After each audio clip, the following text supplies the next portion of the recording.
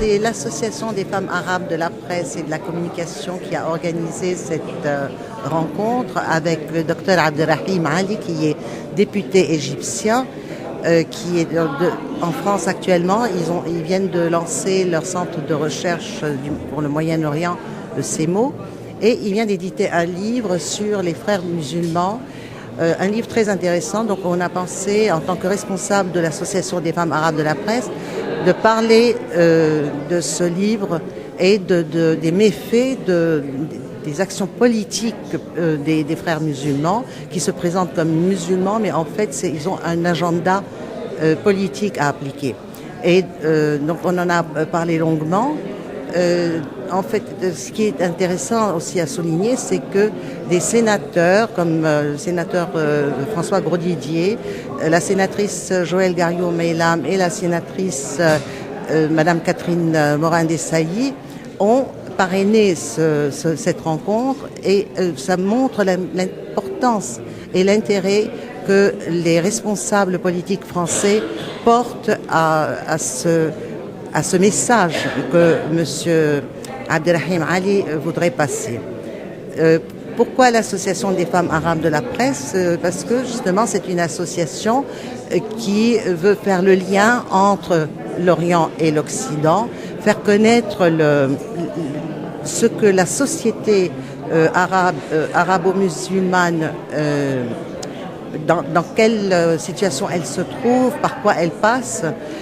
Nous avons fait plusieurs rencontres, plusieurs réunions. On avait fait une réunion aussi concernant le Maroc, concernant le Sahara marocain, pour attirer l'attention et dire que cette question est primordiale pour la sécurité pour l'Afrique du Nord.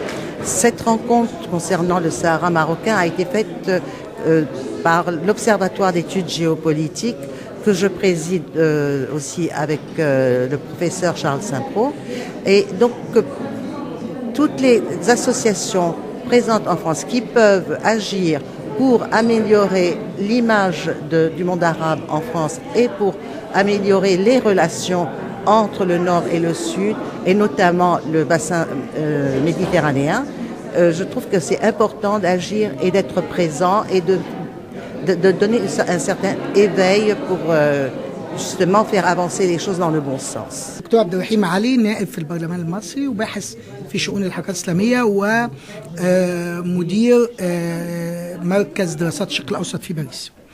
الندوة النهارده كانت سرية جدا أعتقد، وكان تفاعل الجمهور شديد جدا وراقي جدا، والأسئلة كانت منطقية للغاية وكانت أسئلة عميقة جدا. نحن حاولنا من خلال الكتاب ومن خلال المحاضرة أن نوضح خطورة توغل تنظيم الإخوان المسلمين في أوروبا، خاصة ونحن لدينا تجربة كبيرة مع هذا التنظيم طوال ما يقرب من 90 عام.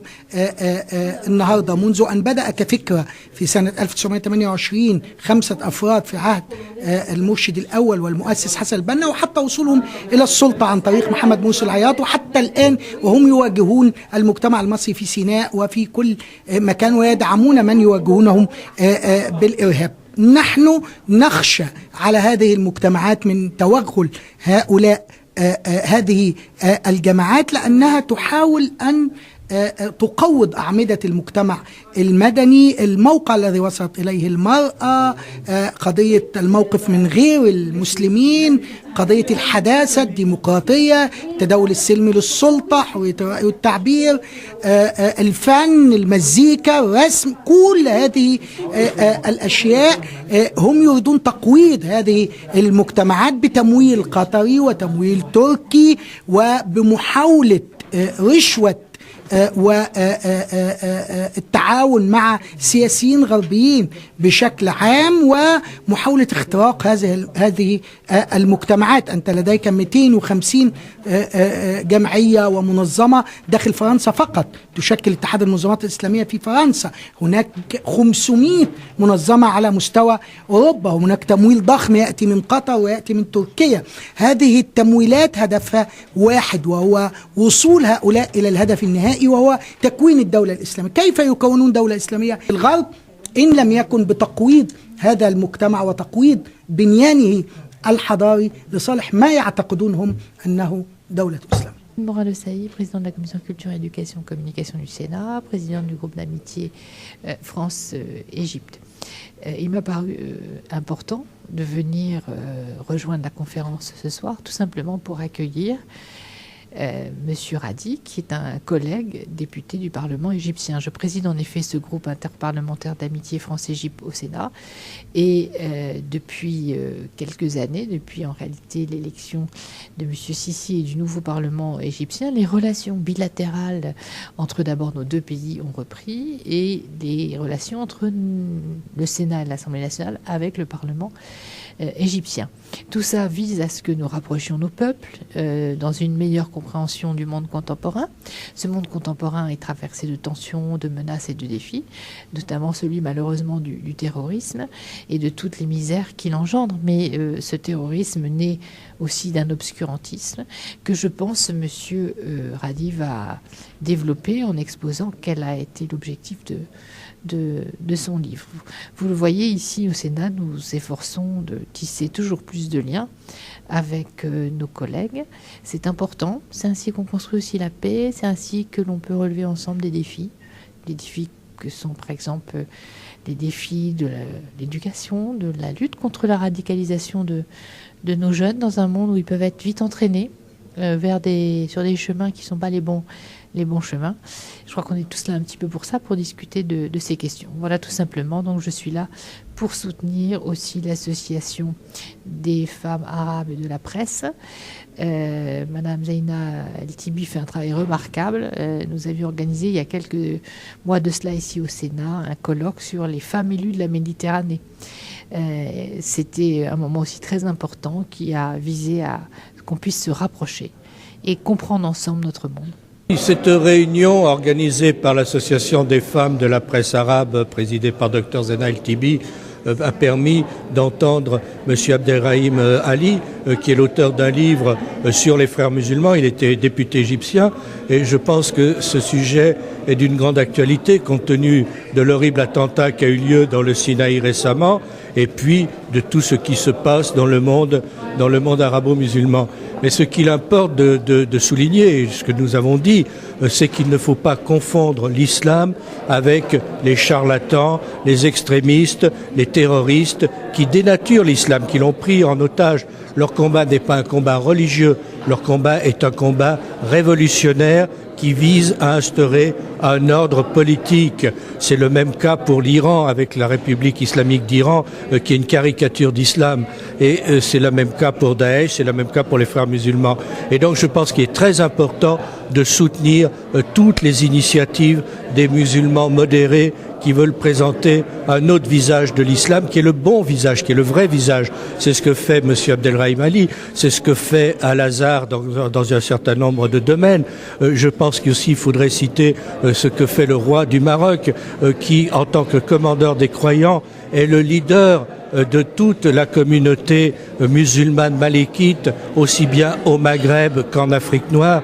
Et le travail que fait le roi du Maroc et le Maroc en général pour illustrer l'islam du juste milieu, l'islam de la modération est considérable.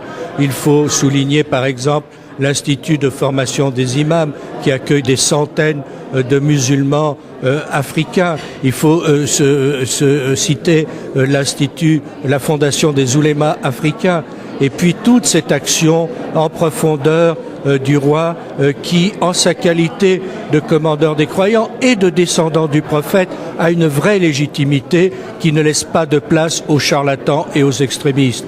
Voilà en gros ce qu'il faut dire. Il faut bien dire que l'islam n'a rien à voir avec les projets extrémistes, qu'il y a des dirigeants musulmans qui sont les porte-parole de l'islam du juste milieu et il faut les soutenir pleinement. Fatima Gemia de la FACOM. Donc la FACOM, c'est l'association des femmes arabes de la presse et de la communication.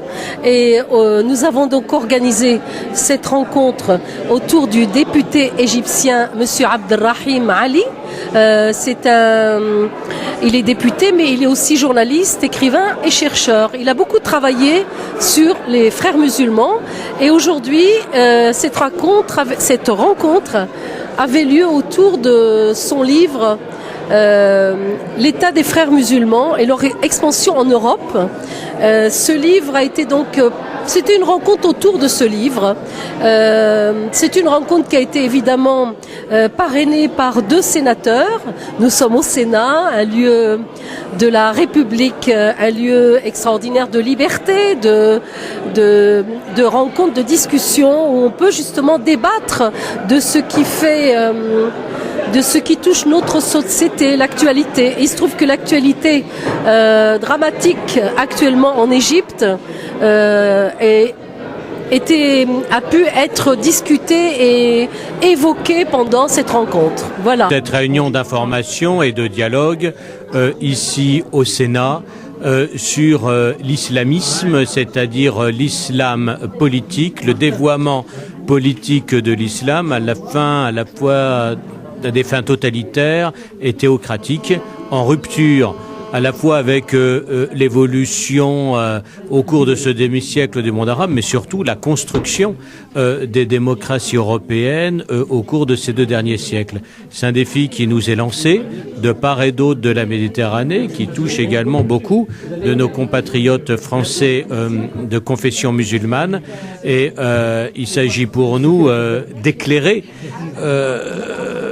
un univers qui est pour les dirigeants français-européens relativement obscur, à la fois pour combattre le terrorisme militairement, pour combattre l'islamisme intellectuellement et politiquement, afin de ne pas nourrir l'islamophobie qui peut exister pour d'autres raisons, mais qui ne peut que se renforcer par les velléités existant jusque sur notre sol d'une hégémonie politique islamiste. Donc c'est un défi qui nous est lancé par d'autres de la Méditerranée, qui exige une coopération accrue, qui exige des informations et qui nécessite de la part de dirigeants publics français une parfaite appréhension des sujets dans une matière qui, je dois le reconnaître, est assez difficile pour le néophyte.